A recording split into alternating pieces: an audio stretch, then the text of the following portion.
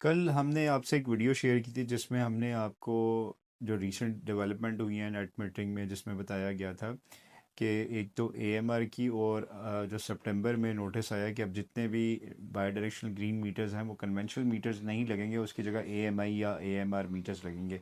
उसमें एक साहब ने सवाल ये पूछा था कि हमें ये बता दें, जो एएमआर का रीसेंट नोटिफिकेशन आया है बिल्स में, जो ना सिर्फ आइस्को में, बाकी जितने भी डिस्कोज हैं उनमें भी आ गया है, जिसमें फेस्को, मैपको और लेस्को में भी है।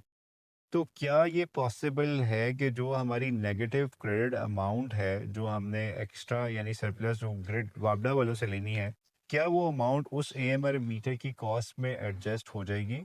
देखिए, आज हमने जब पता किया जिसको से, तो पता ये चला कि ये अमाउंट एडजस्ट नहीं होगी। आप ये ज़रूर कर सकते हैं कि आप मुतालिका डिवीज़न जाके उनसे 3 मंथ्स की इंस्टॉलमेंट्स करवा सकते हैं। फॉर एग्जांपल, अगर जो 55,000 का नोटिफिकेशन है उसका न्यू एएमआर या एएमआई मीटर का, तो आप उसको 3 महीने की इंस्टॉलमेंट्स करा के उसके बिल में एडजस्ट कर सकते हैं। एक तरीका तो ये है, या दूसरा ये है कि अभी फ़िलहाल आप उस नोटिस को मीन्स नेगलेक्ट कर दें, या उसको उसको ज़रूरत नहीं है, हो सकता है कुछ अरसे बाद वो खुद से ही आपके बिल में एडजस्ट हो जाए। दूसरा सवाल हमसे ये पूछा गया था कि एक जो नोटिफिकेशन आया था सैंक्शन लोड का, कि आप का जो सैंक्शन लोड है वो ज़्यादा इस्तेमाल कर रहे हैं, और जबकि आपका जो आपने ऑथराइज़ किया सैंक्शन लोड वो कम है। उसका भी आसान अल्फाज में समझा दें। देखिए, सैंक्शन लोड वो होता है जो आप जब घर बना रहे होते हैं या जब आप मीटर इंस्टॉल करवा रहे होते हैं, 3 फेज़ या सिंगल फेज़, तो आप एक उसमें रिक्वायर्ड लोड मेंशन करते हैं कि लेट्स सपोज मेरे 2 एयर कंडीशन चलेंगे तो मुझे 5 किलोवाट की रिक्वायरमेंट है। अगर जो मेरे 4 एयर कंडीशन चलेंगे 10 किलोवाट।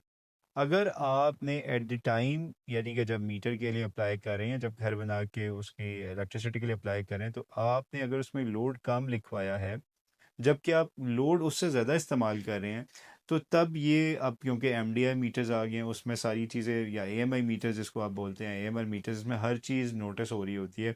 तो उसमें उनको जो इनके सर्वर्स हैं या नोटिफिकेशन है, जब ये रीडिंग लेने आते हैं, अब तो वैसे ऑटो रीडिंग है, वो भी नहीं उनको लेनी पड़ती, तो ऑटोमेटिकली उनको ये मैसेज चला जाता है कि एक्चुअली इनका सेंक्शन लोड इतना है। या समटाइम्स ऐसे भी होता है कि आप कुछ, लेट्स सपोज आपने 5 किलोवाट का सेंक्शन लोड ऑथराइज कराया था, और आप few means with in a month में क्या करते हैं, आप कुछ ऐसी, लेट्स सपोज आप ग्राइंडर चला लेते हैं जिसका जो रिएक्टिव करंट है वो उससे भी ज़्यादा है। फॉर एग्जांपल, आम अल्फाज में कुछ देर के लिए आपने 5 किलोवाट के बजाय अपने घर के जो मेन मीटर है उस पर 10 किलोवाट कुछ मिनट्स के लिए डाला, अब वो भी मीटर ने नोट कर लिया।